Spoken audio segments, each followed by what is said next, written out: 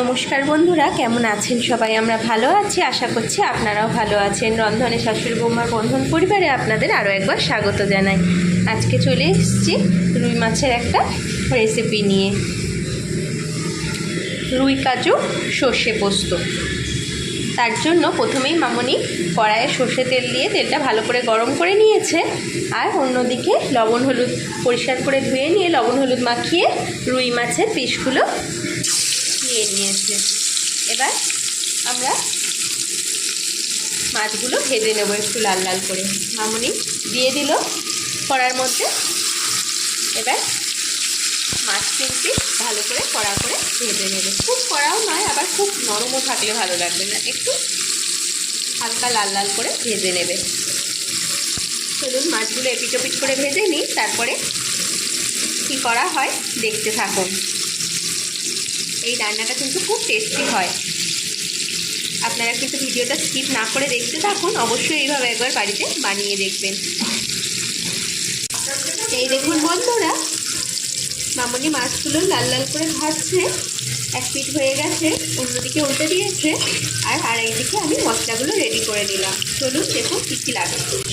এখানে একটা মাঝারি সাইজের পেঁয়াজ চিড়ে নিয়ে নিয়েছি পাতলা করে, আর নেওয়া হয়েছে সামান্য একটু আদা রসুনের আর কাঁচা লঙ্কার পেস্ট। আর এদিকে নেওয়া হয়েছে মাছের আন্দাজ অনুযায়ী 3 পিস মাছের 2-3টে কাজু, 1 চামচ মতো পোস্ত, আর 1/2 চামচ মতো সর্ষে। চলুন এবার রান্নাটা করবে মামনি, দেখতে থাকুন। এই দেখুন বন্ধুরা, মামনি ওই মাছ ভাজাটা তুলে নিয়েছে। এবার ওই একই তেলে দিয়ে দিচ্ছে সামান্য একটু কালো জিরা, আর দিয়ে দিচ্ছে এবার চেরা পেঁয়াজটা। আপনারা রান্নাটা স্কিপ না করে দেখতে থাকুন এইভাবে, তাহলে পুরো রান্নাটা দেখলে এই প্রসেসে করতে পারবে না। সবাই খুব পছন্দও করবে এভাবে করলে। পেঁয়াজগুলো দিয়ে দিল। এবার পেঁয়াজগুলো একটু হালকা করে ভেজে নেবে। এই দেখুন বন্ধুরা, মামনি এবার পেঁয়াজের উপর দিয়ে দিচ্ছে সামান্য একটু চিনি। যারা আপনারা চিনি অ্যাভয়েড করতে চান করতে পারেন, কোনো অসুবিধা নেই। এই সময় দিলে তরকারি কালারটাও ভালো হয় আর টেস্টটাও ভালো আসে। পেঁয়াজের মধ্যে একটু চিনি দিয়ে দিল, আর এবার একটু দিয়ে দেবে লবণ। পরিমাণ মতো লবণটা এখনই মামনি দিয়ে দেবে, তাহলে পেঁয়াজটাও নরম হয়ে যাবে আর তরকারির মধ্যে লবণটা ভালোভাবে মিশবেও। মামনি লবণটা পরিমাণ মতো দিয়ে দিল, মাছের আন্দাজ অনুযায়ী আপনারা আপনাদের মাছের পরিমাণ অনুযায়ী দিয়ে নেবেন। চলুন এবার পেঁয়াজগুলো ভেজে নিল। এবার এর মধ্যে দিয়ে দেবে আদা রসুন বাটাটা, আদা রসুন আর কাঁচা লঙ্কার পেস্টটা, ওই 2 চামচ মতো।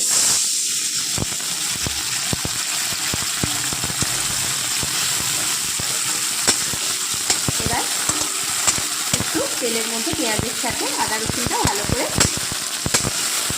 নেড়ে নিচ্ছে। আদা রসুনের কাঁচা গন্ধটা একটু যাওয়া অবধি অপেক্ষা করতে হবে। তারপরে মামনি এতে গুঁড়ো মশলাগুলো অ্যাড করবে। আপনারা দেখতে থাকুন কিন্তু স্কিপ না করে। এই দেখুন বন্ধুরা, আদা রসুনটা মামনি পেঁয়াজের সাথে ভালো করে নেড়ে নিল। এবার এর মধ্যে দিয়ে দিচ্ছে 3টে কাঁচা পাকা লঙ্কা। আপনারা এই লঙ্কাটা ইউজ করবেন, তাহলে তরকারির টেস্টটা ভালো আসবে। এবার দিয়ে দিচ্ছে মামনি গুঁড়ো মশলাগুলো। দিচ্ছে সামান্য হলুদ গুঁড়ো, মাছের আন্দাজ অনুযায়ী আপনারা মশলাগুলো অ্যাড করবেন। দিচ্ছে সামান্য জিরে গুঁড়ো, দিচ্ছে সামান্য কাশ্মীরি লঙ্কার গুঁড়ো।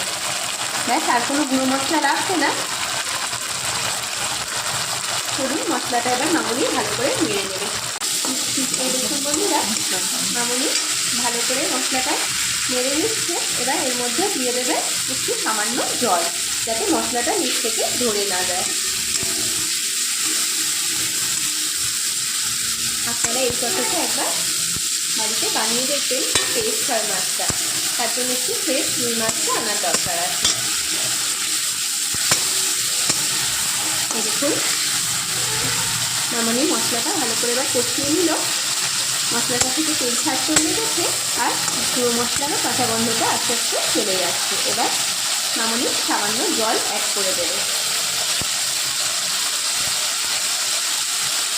সামান্য একটু জল দেবে, রান্নাটা কিন্তু একটু গা মাখাই হবে। খুব সামান্য একটু জল দিচ্ছে মামনি। ব্যাস, এইটুকু জল দিলে আমাদের মাছটা হয়ে যাবে আমাদের মাছের আন্দাজ অনুযায়ী মামনি জলটা দিয়ে নিল। এবার ঝোলটা ফুটলেই মামনি ভেজে রাখা মাছটা এর মধ্যে দিয়ে দেবে। আপনারা এইভাবে অবশ্যই একবার বাড়িতে ট্রাই করবেন আর আমাদের কমেন্ট করে জানাবেন কেমন লাগলো। এই দেখুন বন্ধুরা, ঝোলটা ফুটে উঠেছে, মামনি এবার ভেজে রাখা মাছগুলো এর মধ্যে দিয়ে দিচ্ছে।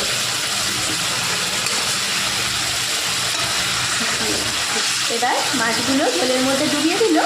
এবার উপর থেকে আমাদের বেটে রাখা যে মশলাটা সেটা দেবে। ওতে তো কিছু নিয়েছি, আপনারা শুনেছেনই আগে, পোস্ত, একটু কাজু আর একটু সাদা সরষে। এই দেখুন মামনি বাটা মশলাটা দিয়ে দিল। এবার ওই বাটিটা ধুয়ে বাটা মশলার একটু জল দেবে।